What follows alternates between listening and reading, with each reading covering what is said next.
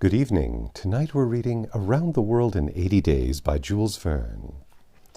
Chapter 22, in which Passepartout finds out that, even at the Antipodes, it is convenient to have some money in one's pocket. The Carnatic, setting sail from Hong Kong at 6:30 on the 7th of November, directed her course at full steam toward Japan. She carried a large cargo and a well-filled cabin of passengers. 2 staterooms in the rear were, however, unoccupied, those which had been engaged by Phileas Fogg. The next day a passenger with a half-stupefied eye, staggering gait, and disordered hair was seen to emerge from the second cabin and to totter to a seat on deck. It was Passepartout, and what happened to him was as follows. Shortly after Fix left the opium den, 2 waiters had lifted the unconscious Passepartout and had carried him to the bed reserved for the smokers. 3 hours later, pursued even in his dreams by a fixed idea, the poor fellow awoke, and struggling against the stupefying influence of the narcotic,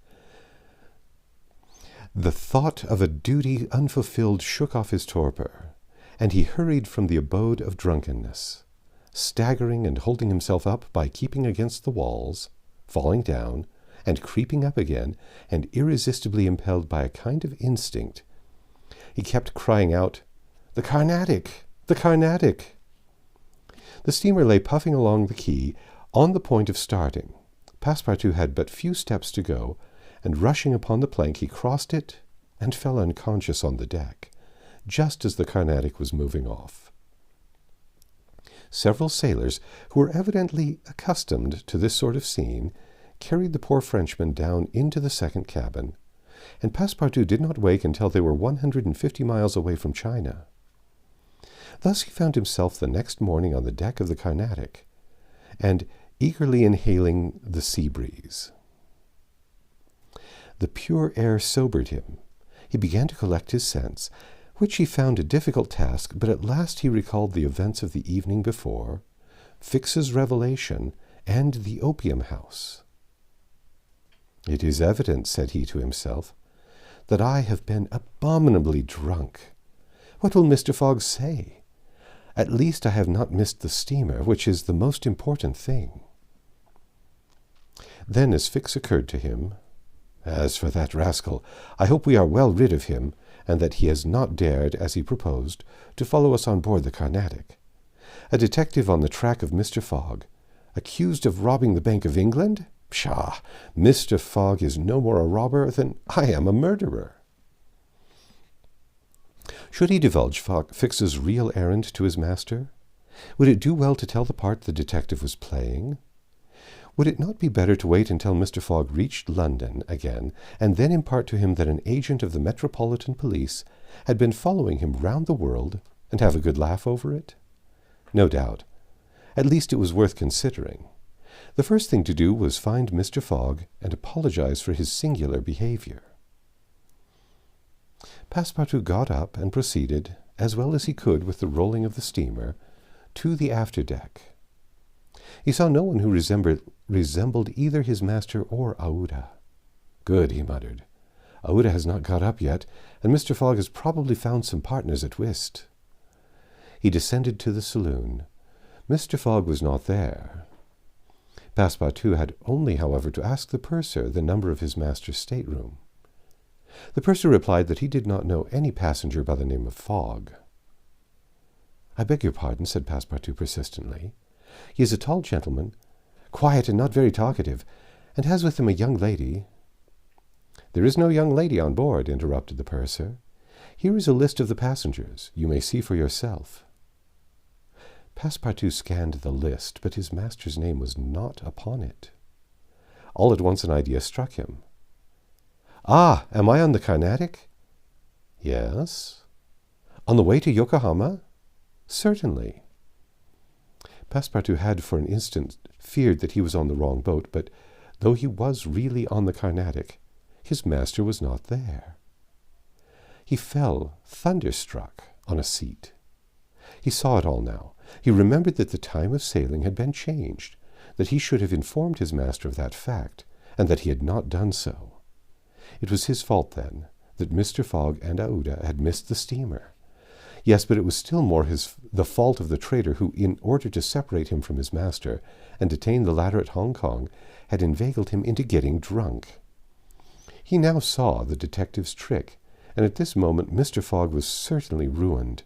His bet was lost, and he himself perhaps arrested and imprisoned. At this thought, Passepartout tore his hair. Ah, if Fix ever came within his reach, what a settling of accounts there would be. After his first depression, Passepartout became calmer, and began to study his situation. It was certainly not an enviable one.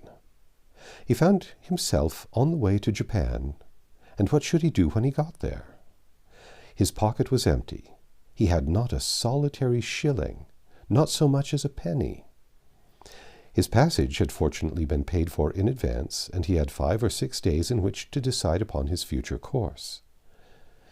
He fell to at meals with an appetite, and ate for both Mr. Fogg, Aouda, and himself. He helped himself as generously as if Japan were a desert, where nothing to eat was to be looked for. At dawn on the 13th, the Carnatic entered the port of Yokohama. This is an important port of call in the Pacific, where all the mail steamers and those carrying travelers between North America, China, Japan, and the Oriental Islands put in. It is situated in the Bay of Yedo, and at but a short distance from that second capital of the Japanese Empire, and the residence of the Tycoon, the civil emperor, before the Mikado, the spiritual emperor, absorbed his office in his town. The Carnatic anchored at the quay near the custom house in the midst of a crowd of ships bearing the flags of all nations. Passepartout went timidly ashore on this so curious territory of the Sons of the Sun. He had nothing better to do than, taking chance for his guide, to wander aimlessly through the streets of Yokohama. He found himself at first in a thoroughly European quarter, the houses having low fronts and being adorned with verandas, beneath which he caught glimpses of neat peristyles.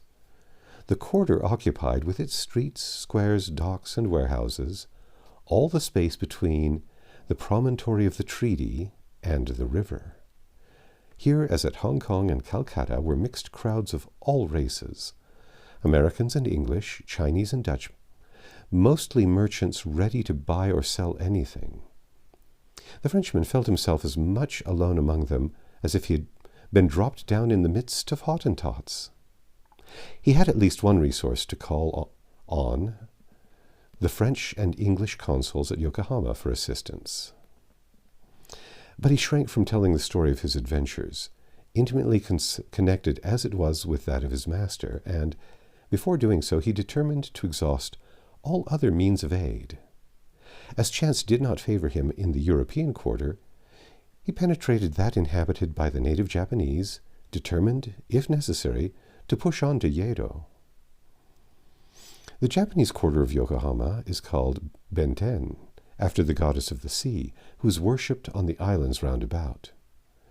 There Passepartout beheld beautiful fir and cedar groves, sacred gates of a singular architecture, bridges half hid in the midst of bamboo and reeds, temples shaded by immense cedar trees, holy retreats where sheltered Buddhist priests and sectaries of Confucius, and interminable streets where a perfect harvest of rose-tinted and red-cheeked children, who looked as if they had been cut out of Japanese screens, and were playing in the midst of short-legged poodles and yellowish cats, might have been gathered. The streets were crowded with people. Priests were passing in processions, beating their dreary tambourines. Police and custom-house officers, with pointed hats encrusted with lac, and carrying 2 sabers, hung to their waists. Soldiers clad in blue cotton with white stripes and bearing guns. The Mikado's guards, enveloped in silken doubles, hauberks and coats of mail. And numbers of military folk of all ranks, for the military profession is much respected in Japan, as it is despised in China, went hither and thither in groups and pairs.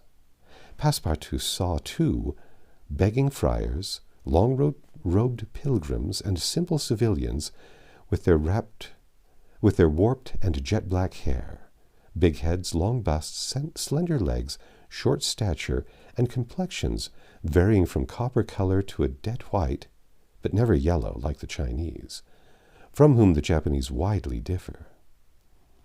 He did not fail to observe curious equipage, carriages and palanquins, barrows supplied with sails, and litters made of bamboo, nor the women, whom he thought not especially handsome, who took little steps with their little feet, whereon they wore canvas shoes, straw sandals, and clogs of worked wood, and who displayed tight-looking eyes, flat chests, teeth fashionably blackened, and gowns crossed with silken scarves, tied in enormous knots behind an ornament which the modern Parisian ladies seemed to have borrowed from the dames of Japan. Passepartout wandered for several hours in the midst of this motley crowd, looking in at the windows of the rich and curious shops, the jewelry establishments, glittering with quaint Japanese ornaments, the restaurants decked with streamers and banners, the tea-houses, where the odorous beverage was being drunk with sake, a liquor concocted from the fermentation of rice, and the comfortable smoking-houses, where they were puffing not opium, which is almost unknown in Japan, but a very fine stringy tobacco. He went on till he found himself in the fields, in the midst of vast rice plantations. There he saw dazzling camellias expanding themselves with flowers which were giving forth their last color and perfumes, not on bushes, but on trees, with bamboo enclosures, cherry, plum, and apple, which the Japanese cultivate rather for their blossoms than their fruit, and which queerly fashioned, grinning scarecrows protected from the sparrows, pigeons, ravens, and other voracious birds. On the branches of the cedars were perched large eagles. Amid the foliage of the weeping willows were herons, solemnly standing on one leg, and on every hand were crows, ducks, hawks, wild birds, and a multitude of cranes, which the Japanese consider sacred, and which to their minds symbolize long life and prosperity. As he was strolling along, Passepartout espied some violets among the shrubs. "Good," said he, "I'll have some supper." But on smelling them, he found they were odorless. No chance there, thought he. The worthy fellow had certainly taken good care to eat as hearty a breakfast as possible before leaving the Carnatic, but as he had been walking about all day, the demands of hunger were becoming importunate. He observed that the butcher's stalls contained neither mutton, goat, nor pork, and knowing also that it is sacrilege to kill cattle, which are preserved solely for farming, he made up his mind that meat was far from plentiful in Yokohama. Nor was he mistaken. And in default of butcher's meat, he could have wished for a quarter of wild boar or deer, a partridge or some quails, some game or fish, which with rice the Japanese eat almost exclusively. But he found it necessary to keep up a stout heart and to postpone the meal he craved till the following morning. Night came, and Passepartout re-entered the native quarter, where he wandered through the streets, lit by varicolored lanterns, looking on at the dancers, who were executing skilful steps and boundings, and the astrologers who stood in the open air with their telescopes. Then he came to the harbor, which was lit up by the resin torches of the fishermen who were fishing from their boats. The streets at last became quiet, and the patrol, the officers of which, in their splendid costumes, and surrounded by their suits, Passepartout thought seemed like ambassadors, succeeded the bustling crowd. Each time a company passed, Passepartout chuckled and said to himself, "Good, another Japanese embassy departing for Europe." That's the end of chapter 22. Join us tomorrow and we'll read chapter 23.